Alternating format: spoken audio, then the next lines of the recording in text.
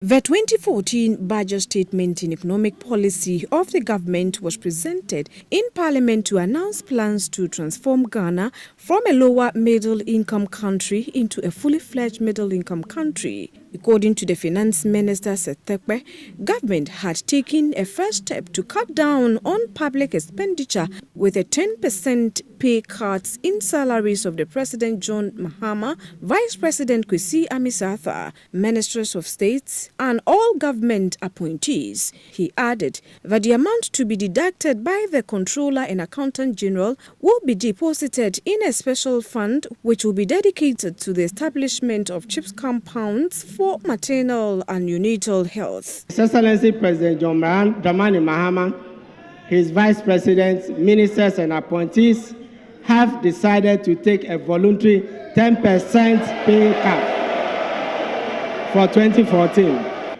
The amount to be deducted by the Controller and Accountant General will be paid into a fund to be dedicated to a special purpose chip compound to focus on maternal and neonatal health. Some ministers TV Africa News spoke to lauded the idea and insisted that the initiative was a voluntary one aimed at cutting down on government expenditure such as increasing public sector wage bill. What was very impressive is I started by talking about leadership by example, sacrifice, president, vice president, all his ministers saying that, listen, these are very tough times.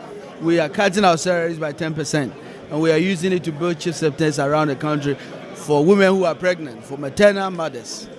Critically, people might say all sorts of things, but I think it's very important. Sends a clear message and the leadership that is being provided.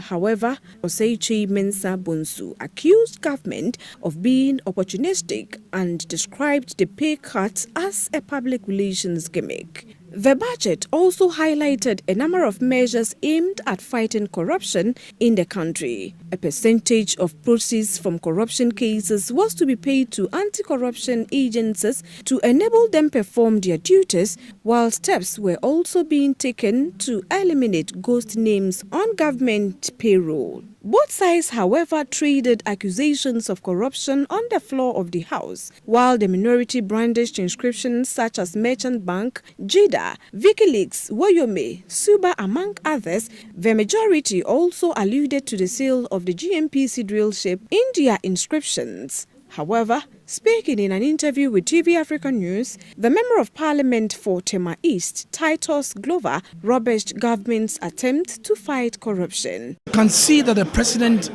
and his team are not ever ready in dealing with corruption. The whole statement by the president that he's fighting corruption is totally ludicrous. You don't see the venom. You don't see the capacity.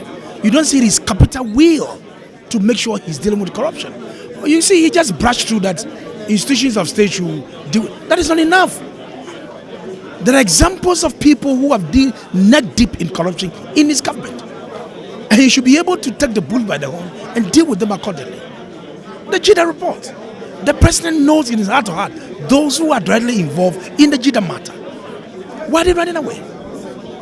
Why are they running away? The unnecessary sole sourcing under the Procurement Act is a infringement of the law. This merchant bank sale, and I want to urge you, the media, to support Ghanaians, to compel the president to cancel that deal.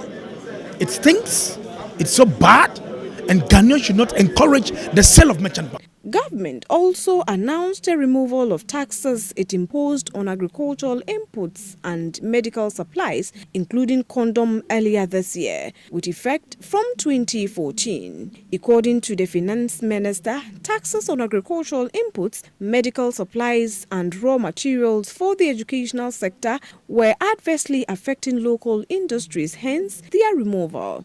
Members of Parliament expressed mixed reaction to the budget statement, while members of the minority variously accused the government of concentrating too much on managing the excess liquidity within the system to the detriment of critical investment in other sectors of the economy. The majority lauded it as a budget that inspired hope and confidence in the economy.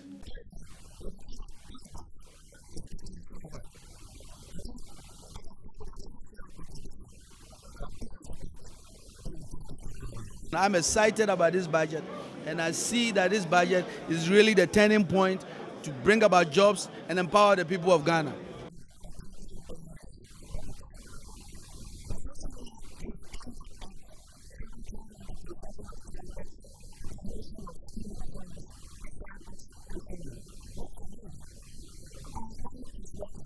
But in spite of those difficulties and the energy crisis that clearly also affected the general economy, and of course the difficulties with public sector wage, we've been able to really do, relatively very well. The growth expectations show that even though we are not making the same level of growth, we are not far at all from it. Agriculture performance is showing that we are clearly making an improvement over the last 2 years and over last year, which is really the way to go. Services are continuing to perform. Manufacturing sector clearly can do better, but given the energy crisis, we can only say we are happy with what has happened so far. He has demonstrated clearly that the budget this year is built around projects. So once it's built around projects, if you do not understand the new structure, you may start talking about it's only a liquidity-based budget. No, but the minister has talked about programs, how to finance the roads, how to finance industry, how to finance the water sector. He's dealt with all the sectors of the country based on the program that government is rolling out. So we are here at Parliament House here in Accra, where we've just heard the Finance Minister, Seth Terkper, deliver the 2014 budget statement and economic policy on the floor of the House. Now, the budget was themed Rising to the Challenge, realigning the budget to meet key national priorities, and highlighted a number of key areas to help arrest the rising budget deficit and increasing government wage bill. Critics also said the budget focuses so much on liquidity management at the expense of investing in critical sectors of the economy, while members of the majority also maintain that the budget provides a lot of hope and provides innovative and new ideas